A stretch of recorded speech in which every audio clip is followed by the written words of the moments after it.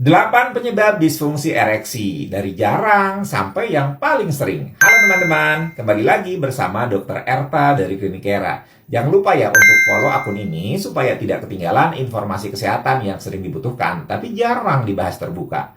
Tonton sampai selesai ya, karena kalau misalnya dipotong di tengah, bisa salah paham dan malah tambah bingung sendiri nanti. Jadi teman-teman, disfungsi ereksi itu topik yang sering datang pelan-pelan ke ruang praktek. Biasanya diawali dengan pasien yang malu-malu. Seperti bilang kayak gini nih, "Dok, ini sebenarnya saya agak malu ceritanya." Lalu lanjut ke cerita yang umumnya sangat manusiawi. Intinya sama, sebelumnya normal, tiba-tiba sulit tegang, atau tidak bertahan lama. Nah, ini penting dibahas karena ereksi itu bukan cuma soal hubungan intim, tapi juga soal cerminan kesehatan pembuluh darah dan hormon yang ada di tubuh kamu. Kita mulai dari penyebab yang paling jarang dulu, sekitar kurang dari 5%, yaitu gangguan saraf. Misalnya akibat cedera tulang belakang, pasca operasi tertentu, atau penyakit saraf kronis. Ereksi itu butuh sinyal dari otak ke pembuluh darah di penis. Kalau kabelnya terganggu, perintahnya tidak sampai sekeras apapun niatnya. Berikutnya, gangguan hormonal selain testosteron, sekitar 5%. Contohnya ya, gangguan hormon tiroid atau prolaktin yang terlalu tinggi. Tubuh itu seperti orkestra. Kalau satu alat musiknya fals, lagunya tetap jalan, tapi rasanya aneh. Nah, ereksi juga begitu. Hormon yang tidak seimbang itu bikin tubuh jadi tidak optimal. Penyebab berikutnya itu adalah efek samping obat, sekitar 5-10%. Beberapa obat darah tinggi, obat depresi, dan obat gangguan syaraf itu memang bisa mempengaruhi ereksi. Nah, ini bukan berarti obatnya jahat, tapi tubuh tiap orang itu punya reaksi yang berbeda. Kadang masalahnya bukan di penyakitnya, tapi di obat yang diminum rutin.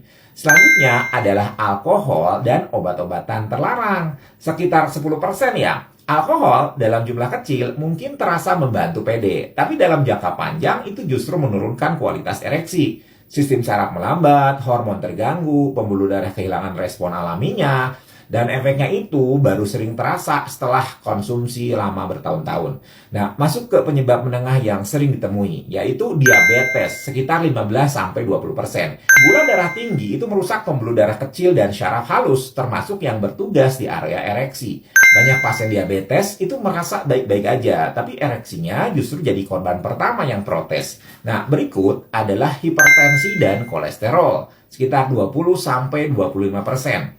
Ereksi itu soal aliran darah. Kalau pembuluh darah menyempit dan kaku, terutama ke arteri pudendal, maka darah itu sulit mengalir dengan optimal. Tidak heran kalau disfungsi ereksi sering disebut sebagai alarm dini penyakit jantung. Kadang jantungnya belum ada keluhan, tapi ereksinya udah terjadi. Penyebab berikutnya, dan ini sering banget terjadi, adalah merokok, sekitar 30% atau lebih. Jadi nikotin itu membuat pembuluh darah itu menyempit dan merusak lapisan dalamnya. Banyak yang masih bisa ereksi di usia muda, tapi kualitasnya itu menurun perlahan karena efek rokok. Rokok itu tidak langsung mematikan fungsi, tapi melemahkannya pelan-pelan. Kan udah jelas ya, ada iklannya, itu ada tulisannya, rokok menyebabkan disfungsi ereksi. Sekarang kita masuk ke penyebab yang paling sering dan seringkali diremehkan, yaitu faktor psikologis dan stres. Nah, ini bisa mencapai 40-50%. Stres kerja, kecemasan performa, kelelahan, tekanan hidup, kekhawatiran karena misalnya punya sakit jantung, ya, itu bisa membuat otaknya sulit fokus.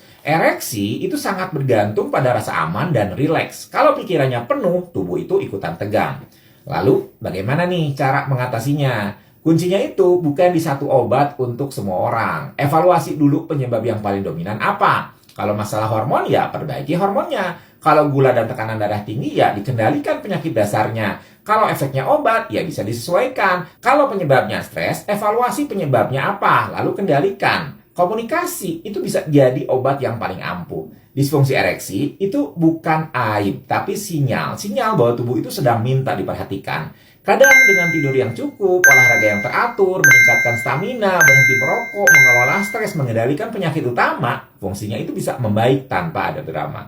Nah, kalau informasi ini terasa relevan, tolong ya dibagikan. Bisa jadi ada orang yang sedang butuh jawaban, tapi belum berani bertanya.